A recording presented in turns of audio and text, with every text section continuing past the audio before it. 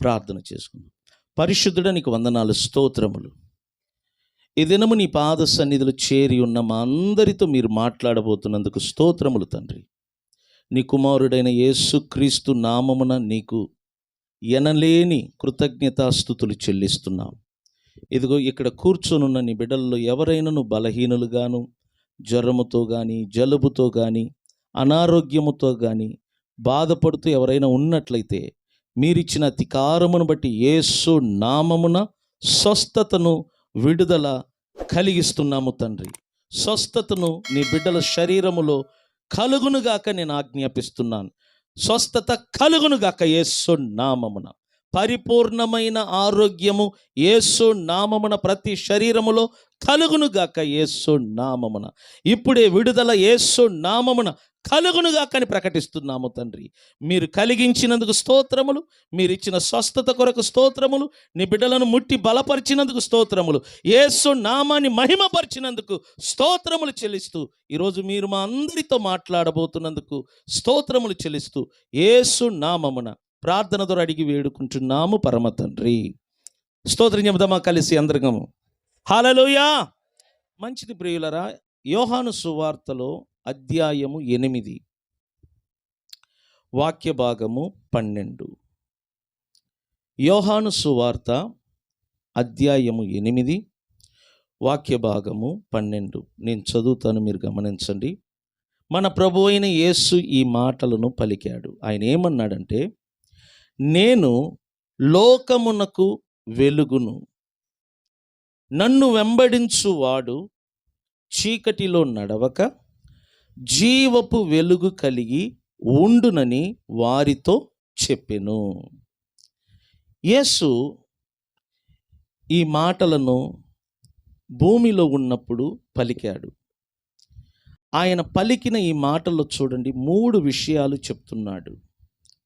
ఒకటి, ఆయన ఏమంటున్నాడంటే, నేను లోకమునకు వెలుగు. 2, నన్ను వెంబడించువాడు చీకటిలో నడవడు. 3, జీవపు వెలుగు కలిగి ఉండును. ఈ 3 విషయాలను చాలా జాగ్రత్తగా మనం ధ్యానించుదాం. మొట్టమొదటి మాట చూడండి, ప్రభు చెప్తున్నాడు, నేను లోకమునకు వెలుగై ఉన్నాను. ప్రభు ఏమై ఉన్నాడంటే చెప్పండి, ఆయన ఏమై ఉన్నాడు? గట్టిగా చెప్పండి. లోకమునకు ఆయన ఏమై ఉన్నాడు? వెలుగై ఉన్నాడు. యోహాను సువార్త 9:5లో కూడా ఆయన అంటాడు, నేను ఈ లోకములో ఉన్నప్పుడు లోకమునకు వెలుగు అని చెప్పెను. మరలా చదువుతున్నాను, నేను ఈ లోకములో ఉన్నప్పుడు లోకమునకు ఏమై ఉన్నాడంట? వెలుగు అని చెప్పెను. లోకమునకు ఆయన వెలుగై ఉన్నాడు. లోకమునకు ఆయన వెలుగై ఉన్నాడు. కాబట్టి ప్రతి మనిషి చీకటిలో నడవకుండా ఉండాలి అంటే వెలుగై ఉన్న యేసును వెంబడించాలి. యేసును వెంబడించటం వలన మనకు కలిగే ప్రతిఫలం ఏంటంటే జీవపు వెలుగు. జీవపు వెలుగు. జీవం అంటే లైఫ్ అంటారు. మనకు కావలసినది జీవం అండి. ఈ జీవము ఎవరు కలిగి ఉంటారో వారు యుగయుగాలు జీవిస్తూ ఉంటారు దేవుడిలాగా. ఒక మనిషి యుగయుగాలు జీవించాలి అంటే ఆ మనుషుడు జీవపు వెలుగును కలిగి ఉండాలి. ఒక మనుషుడు జీవపు వెలుగును ఎప్పుడు కలిగి ఉంటాడంటే ఆ మనుషుడు యేసు ప్రభును వెంబడించినప్పుడు. ఎందుకంటే ఆయన వెలుగై ఉన్నాడు. ఆ వెలుగైన యేసును ఎవరు వెంబడిస్తారో వారు చీకటిలో నడవకుండా జీవపు వెలుగు కలిగి ఉంటారని దేవుని వాక్యము మనకు క్లియర్గా చెప్తుంది. ఇప్పుడు నేను ఒక్కొక్క వాక్యాన్ని మీకు వివరణగా చెప్తాను. మొట్టమొదటి మాట, యేసు లోకమునకు వెలుగై ఉన్నాడు. యేసును గూర్చి పాత నిబంధన గ్రంథములో యెషయా అనే ప్రవక్త ఈ విధంగా ప్రవచించాడు. యెషయా గ్రంథములో 49వ అధ్యాయము 5వ వాక్యము 6వ వాక్యములో ఇలా రాయబడి ఉన్నది. నేను చదువుతాను చూడండి. 5వ వాక్యములో, యెహోవా దృష్టికి నేను గనుడనైతిని, నా దేవుడు నాకు బలమాయెను. కాగా తనకు సేవకుడై ఉండి తన యొద్దకు యాకోబును తిరిగి రప్పించుటకు ఇశ్రాయేలు ఆయన యొద్దకు సమకూర్చబడుటకు నన్ను గర్భమున పుట్టించిన యెహోవా ఈలాగు సెలవిచ్చుచున్నాడు. ఏమని? 6వ వాక్యంలో, నీవు యాకోబు గోత్రపు వారిని ఉద్ధరించునట్లు ఇశ్రాయేలులో తప్పింపబడిన వారిని రప్పించునట్లు నా సేవకుడై ఉండుట ఎంతో స్వల్ప విషయము. బూదిగంతముల వరకు నీవు నేను కలగచేయు రక్షణకు సాధనమగుటకై అన్యజనులకు వెలుగై ఉండునట్లు నిన్ను నియమించి ఉన్నాను అని దేవుడు తన ఆత్మ ద్వారా యేసుక్రీస్తును గూర్చి ప్రవచించిన మాటలు. ఈ మాటలు యేసు ప్రభును గురించి రాయబడి ఉన్నది. అనగా యేసు ప్రభు ఈ భూలోకములో జన్మించటానికి సుమారు 700 సంవత్సరాలకు పూర్వమే యెషయా అనే ప్రవక్త ద్వారా పరిశుద్ధాత్మ దేవుడు రచించాడు ఈ ప్రవచనములను. ఈ ప్రవచనాలన్నీ కూడా మన ప్రభు అయిన యేసుక్రీస్తును గూర్చి రాయబడిన మాటలు. ఇక్కడ చూడండి, యేసు ప్రభు బూదిగంతముల వరకు రక్షణను, ఏంటంటే చెప్పండి, బూదిగంతముల వరకు రక్షణను కలుగ చేయుటకై దేవుని చేత అన్యజనులకు వెలుగుగా ఉండునట్లు దేవుడే యేసును నియమించాడు. దేవుడే యేసును వెలుగుగా నియమించాడు. ఎవరికి వెలుగు కలుగుటకు? అన్యజనులైన వారికి. ఎవరికంటే చెప్పండి, అన్యజనులైన వారికి వెలుగు కలగటానికి, రక్షణ కలుగుటకై యేసును తండ్రి అయిన దేవుడు వెలుగుగా నియమించాడు, వెలుగుగా అభిషేకించాడు. ఇక్కడ యేసు చేయవలసిన 3 పనులు కనబడుతున్నాయి 6వ వాక్యంలో. 1, యాకోబు గోత్రపు వారిని ఉద్ధరించటం. ఏంటంటే చెప్పండి, యాకోబు గోత్రపు వారిని ఏం చేయటం అంట? ఉద్ధరించడం. మీకు అందరికీ తెలుసు, యాకోబుకు 12 మంది గోత్రికులు. ఈ 12 మంది గోత్రికులు తర్వాత ఇశ్రాయేలీలుగా పిలువబడ్డారు.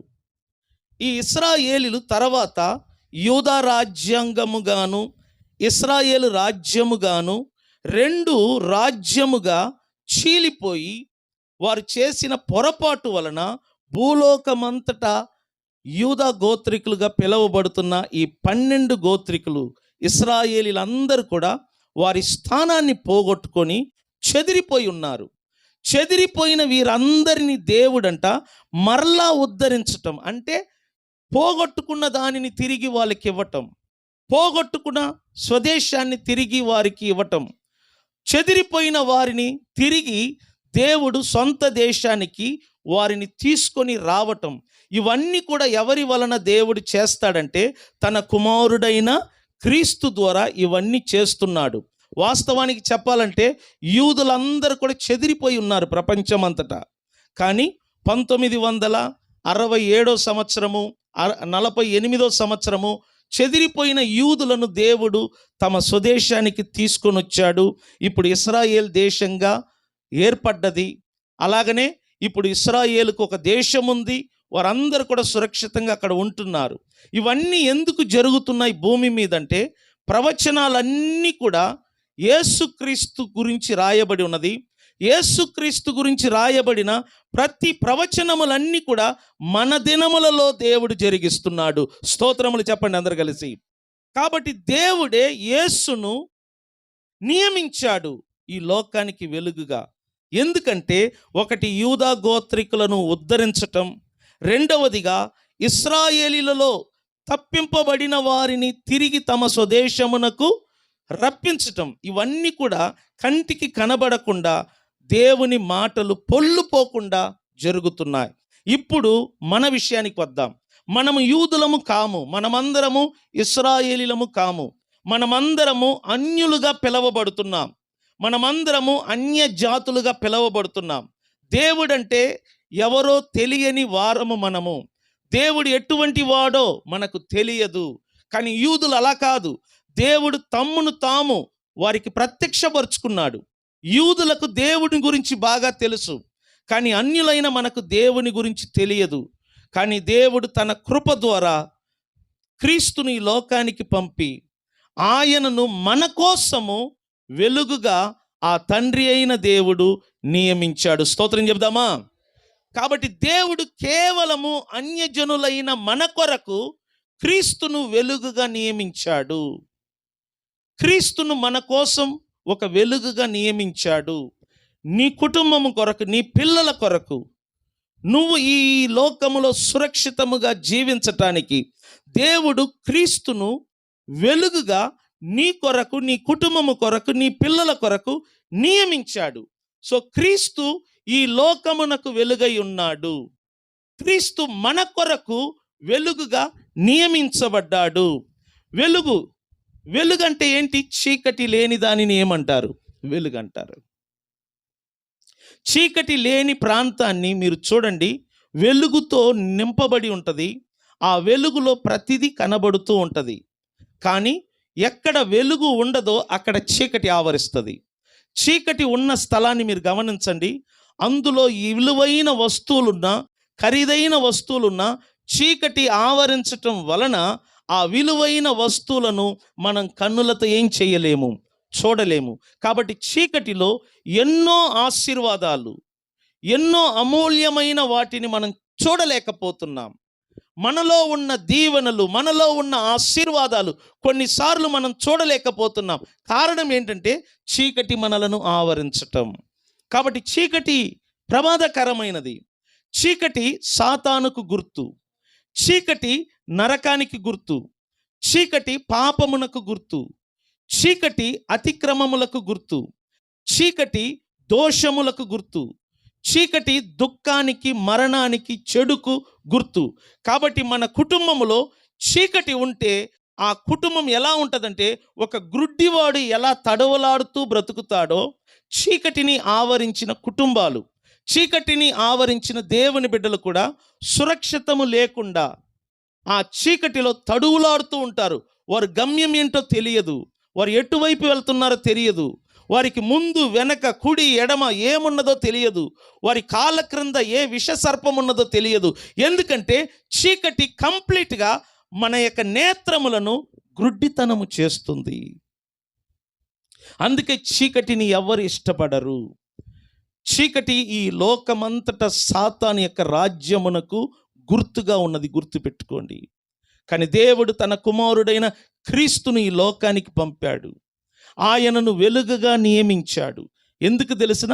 మనుషులను పరిపాలిస్తున్న ఈ చీకటి నుండి మానవ జాతికి విడుదల, రక్షణ, స్వస్థత, ఆరోగ్యం, నిత్య జీవము అనుగ్రహించటానికి దేవాతి దేవుడు తన కుమారుడైన క్రీస్తును మన కొరకు వెలుగుగా నియమించినందుకు 2 చేతులు పైకెత్తి ఆ దేవునికి స్తోత్రం చెబుదామా?